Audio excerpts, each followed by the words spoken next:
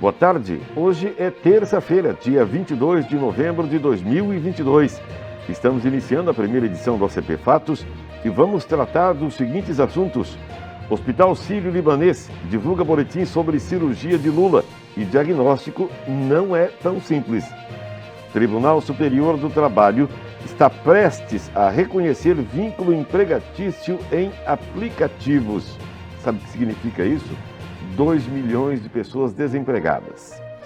Confecção de passaporte está suspensa desde o último sábado, sabia? Esposa de homem achado no freezer foi presa.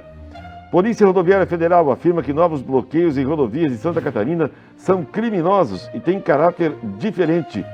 Dono de bar e apostador são presos por causa de máquina caça-níquel. Todo mundo sabe que isso é proibido. Fiquem conosco. Essa edição do ACP Fatos já está no ar.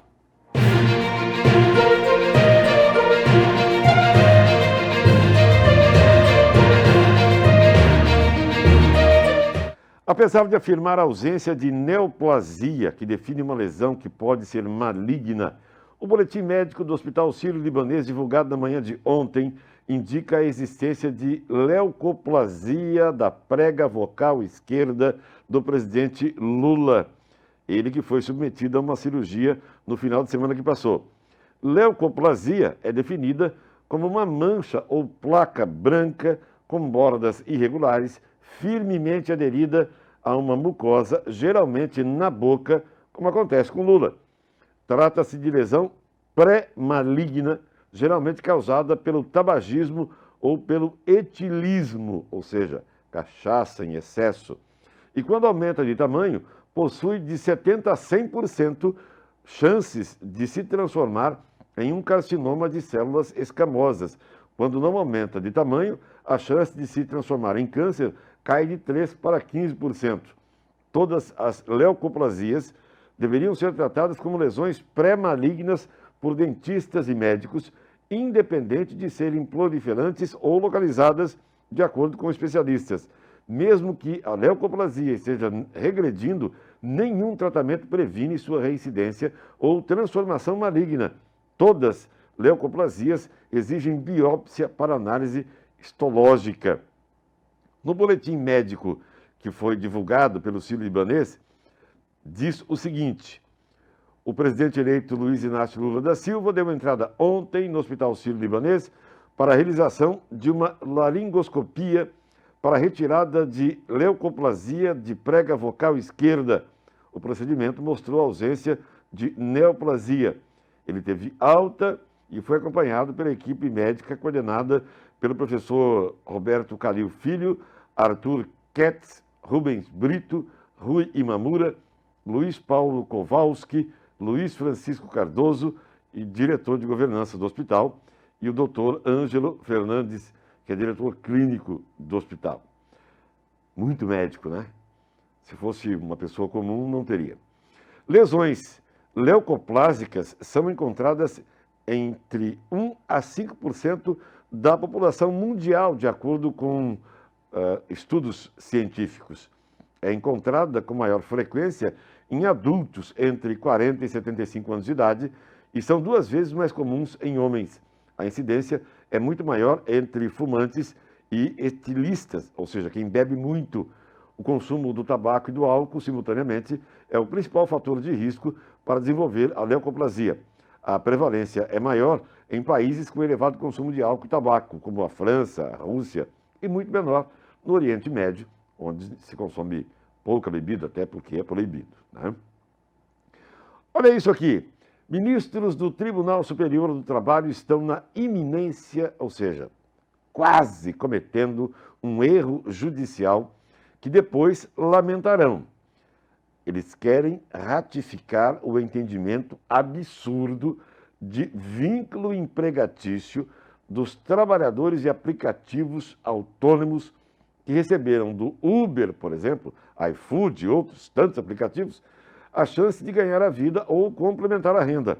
A tendência do plenário do Tribunal Superior do Trabalho é confirmar decisão da sua terceira turma ao custo de inviabilizar os aplicativos e vai eliminar 2 milhões de postos de trabalho no Brasil e prejudicar milhões de usuários. Aplicativos não empregam motoristas ou motoboys, só os colocam em contato no horário que escolherem trabalhar com quem deseja o serviço. Perderão o ganha-pão quase 500 mil motoboys que ganham a vida com aplicativos do tipo iFood, de entrega de produtos. A decisão do Tribunal Superior do Trabalho não vai criar, e sim eliminar empregos. Pioneiro, o Uber, por exemplo, que é o mais antigo aplicativo do Brasil, registra hoje prejuízos bilionários e deve ser o primeiro a deixar o país. Os desocupados, com uma decisão dada como certa no Tribunal Superior do Trabalho, equivalem à lotação de quase 30 estádios do tipo Mané Garrincha, lá de Brasília, que cabe 72 mil espectadores. É muita falta do que fazer, né? Olha, e a Polícia Federal está informando que está suspensa desde sábado a confecção de passaporte, viu? A medida decorre da insuficiência do orçamento destinado às atividades de controle migratório e emissão de documento de viagem. O agendamento online do serviço e o atendimento nos postos da Polícia Federal continuarão funcionando normalmente. No entanto, não há previsão para a entrega de passaporte solicitado por enquanto ou enquanto não for normalizada a situação orçamentária. Usuários atendidos nos postos de emissão até o dia 18 de novembro receberão os passaportes normalmente. Informa ainda que os demais serviços prestados pela Polícia Federal não serão afetados. A Polícia Federal acompanha atentamente a situação junto ao governo federal para o restabelecimento completo do serviço. As perguntas mais comuns, e a gente vai ajudar você aqui a entender, dos usuários são as seguintes. Por exemplo, já fui no posto da Polícia Federal fazer o meu passaporte. Ele será entregue na data prevista? Sim. Todos aqueles que foram atendidos nos postos de emissão até o dia 18 de novembro receberão seus passaportes normalmente. Uma outra pergunta. Já fiz o pagamento da taxa. Vou receber o meu passaporte? Se você fez o pagamento da taxa, mas ainda não compareceu ao agendamento, não há prazo para a entrega do passaporte. Uma outra pergunta. Os postos da Polícia Federal ficarão fechados? E o agendamento online? O agendamento online do serviço e o atendimento nos postos da Polícia Federal continuarão funcionando normalmente. Aí a pessoa pergunta, tenho uma emergência, os passaportes de emergência serão emitidos? A emissão do passaporte de emergência segue normalmente. Para quem não sabe, o passaporte de emergência é concedido àquela pessoa que, tendo satisfeito todas as exigências para a concessão do documento, necessite para uma viagem de urgência e não pode comprovadamente aguardar o prazo de entrega. Hipóteses, por exemplo, catástrofes naturais, conflitos armados, necessidade de viagem imediata por motivo de saúde da pessoa que está pedindo o passaporte, de um cônjuge ou de um parente até segundo grau, para a proteção do seu patrimônio, por necessidade de trabalho, por um motivo de ajuda humanitária, interesse da administração pública ou outra situação emergencial cujo adiamento da viagem possa acarretar grave transtorno ao requerente. Mas fica aí o alerta, porque desde sábado não tem mais. Aqui em Santa Catarina, noticiamos ontem, aquela mulher suspeita de matar o marido e escondê-lo no freezer em Lacerdópolis, no oeste aqui de Santa Catarina, foi presa temporariamente na tarde de ontem. Cláudia Tavares Heckler, de 40 anos, se apresentou na delegacia de Joaçaba, que fica na mesma região ali, mas não falou sobre o crime.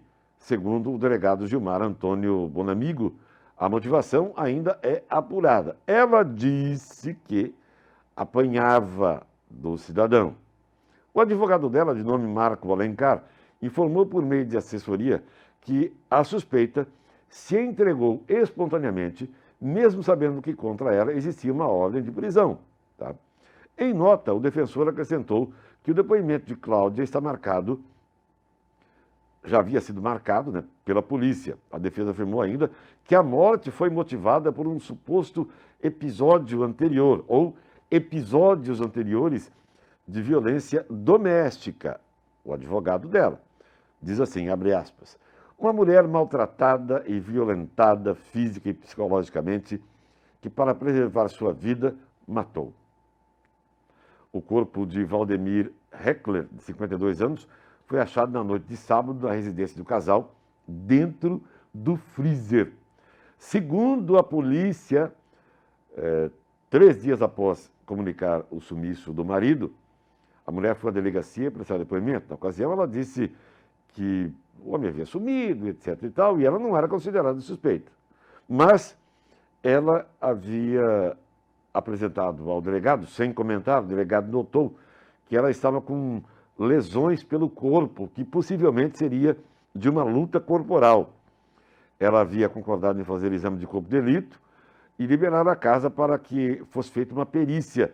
Mas ela fechou a casa como nunca antes, segundo vizinhos, e sumiu. E a polícia, no sábado à noite, então, encontrou o corpo dentro do freezer. Numa entrevista que ela deu uma entrevista, se você quer saber, para um colega jornalista ali do Oeste de Santa Catarina, e ela disse que matou o sujeito utilizando-se de medicamentos que eram pertencentes ao sogro, que já havia falecido, mas que ficou na casa, uma espécie de calmante, deu para o marido, sufocou ele com um saco plástico na cabeça e acabou matando o sujeito.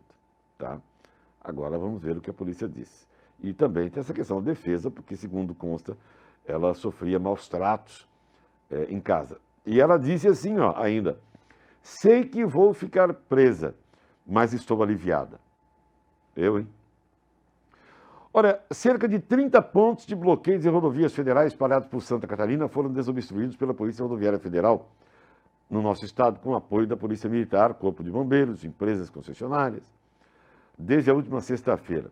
O que chama atenção, segundo diz a Polícia Federal, é o caráter diferente das paralisações e das ações. Na maior parte dos casos, os caras estão espalhando os tais miguelitos no asfalto. Existem casos pelo Brasil onde estão colocando fogo em caminhões. Ou seja, há sinais claros de infiltração de outras pessoas nesses meios todos, tá? Tem aí as imagens que estão em cima da viatura da Polícia Rodoviária Federal de apetrechos que estão sendo usados nas rodovias. Fica aqui o alerta para os motoristas, para quem está nas manifestações, motoristas, os brasileiros de um modo geral, que abram o olho, já se tem notícia de infiltrados dentro das manifestações, tá? Obviamente que infiltrados a mando de outros. Cuidado, viu? Olha, aqui em Jaraguá do Sul, isso todo mundo está careca de saber que não pode, né? O responsável por um bar e um apostador foram detidos após um flagrante de crime de jogo de azar.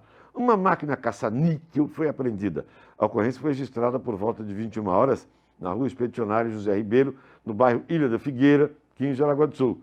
No local, um homem de 56 anos de idade foi flagrado realizando apostas.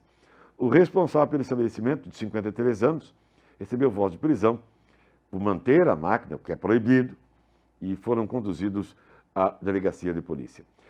E uma última notícia muito importante, parece uma reação em cadeia. O comandante-geral da Polícia Militar de Santa Catarina, Coronel Marcelo Pontes, informou ao presidente do Tribunal Superior Eleitoral, ministro Alexandre de Moraes, ontem, que não comparecerá à reunião do tribunal marcada para amanhã. Diz o seguinte, anota o ofício, cumprimentando-o respeitosamente, atenção ao ofício Gabinete de Presidência 6457-2022, por meio do qual Vossa Excelência convida para a reunião presencial, agendado para o dia 23 de novembro de 2023, às 10 horas, trago pelo presente expediente a informação da impossibilidade de comparecimento em razão de compromissos institucionais já assumidos por esse comandante-geral para essa data. E assina o coronel Marcelo Pontes.